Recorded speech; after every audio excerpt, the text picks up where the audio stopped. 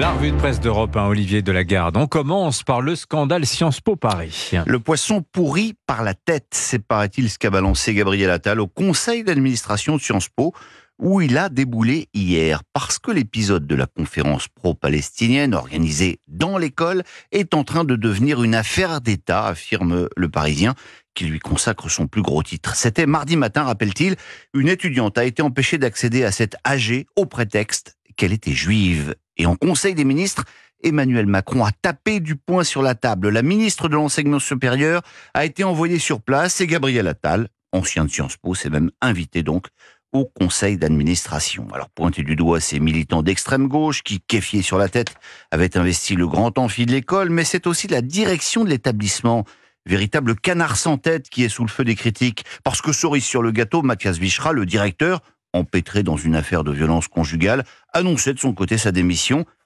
Mais qui donc gouverne Sciences Po, s'interroge Cécile Cornudet, l'éditorialiste des Échos, qui s'étonne du communiqué lunaire pondu après l'incident par la direction. En fait, répond-elle, l'institution est totalement sous l'emprise des radicaux woke qui imposent leurs lois, qui font annuler des conférences, déboulonnent des statuts. Et depuis le 7 octobre, ce courant a pris un visage que l'on connaît trop bien, poursuit-elle, celui de l'antisémitisme. Et si vous en doutez, lisez dans le Figaro la tribune de Nathalie Henich. Cette sociologue, qui se présente elle-même comme une universitaire de gauche, tire la sonnette d'alarme. Il est temps d'agir contre le wokisme dans l'enseignement supérieur, affirme-t-elle, et de dénoncer cette gauche radicalisée, imbibée de néo-féminisme agressif, de cancel culture qui hurle au loup de droite, voire d'extrême droite, dès qu'une vérité est énoncée sur la réalité de ceux qu'ils sont, écrit-elle. Quand donc les présidents d'université auront le courage d'interdire le détournement de ces biens publics que sont les amphis au profit de meetings politiques?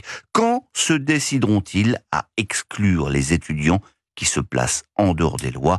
Voilà ce que dit cette universitaire de gauche dans le Figaro. Le Figaro qui consacre son plus gros titre à un anniversaire. Les 20 ans de la loi laïcité interdisant le port de tenues ou de signes religieux dans les écoles. Loi adoptée après une décennie de débats houleux, rappelle le journal. Loi née de l'affaire de Creil, où 3 collégiennes musulmanes avaient refusé de retirer leur voile. À l'époque, la gauche était contre, rappelle le Figaro. Presque tous les syndicats d'enseignants, la FCPE, la Ligue des droits de l'homme, le MRAP, s'étaient positionnés contre. Mais les Français, eux, la plébiscitent. Selon un sondage Odoxa Backbone, ils sont 82% à y être favorables. Ils n'étaient que 57% il y a 20 ans. Nos compatriotes y sont d'autant plus attachés qu'ils sentent bien qu'elle est menacée. En fait, la laïcité, qui était une évidence républicaine jusqu'à une date très récente, ne l'est plus, estime Delphine Girard, agrégée de lettres.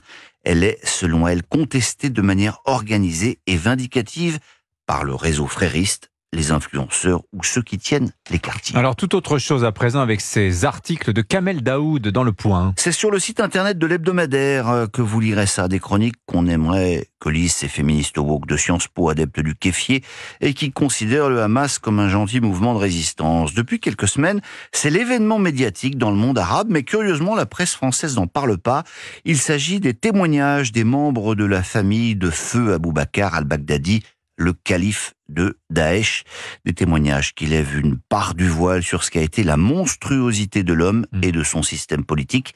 Lisez les récits de sa fille, ses femmes, ses anciens esclaves sexuels qui racontent la médiocrité et les perversions de cet homme qui a à son actif la mort de 33 000 personnes. Bon, mais je vais quand même pas vous laisser dessus. C'est gentil. On a beaucoup parlé d'école dans cette revue de presse, alors écoutez.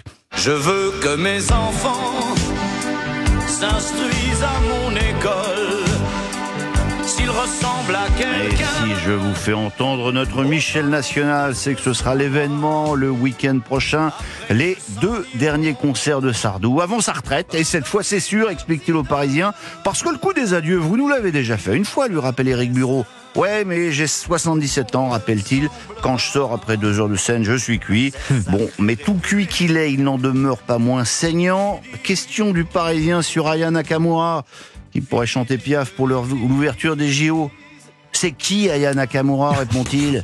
Mettez-vous une chose dans la tronche, s'énerve Sardou. Je n'écoute plus rien, ça ne m'intéresse plus. Voilà. Les télécrochets, les mecs masqués qui chantent habillés en langouste, The Voice, je m'en tape.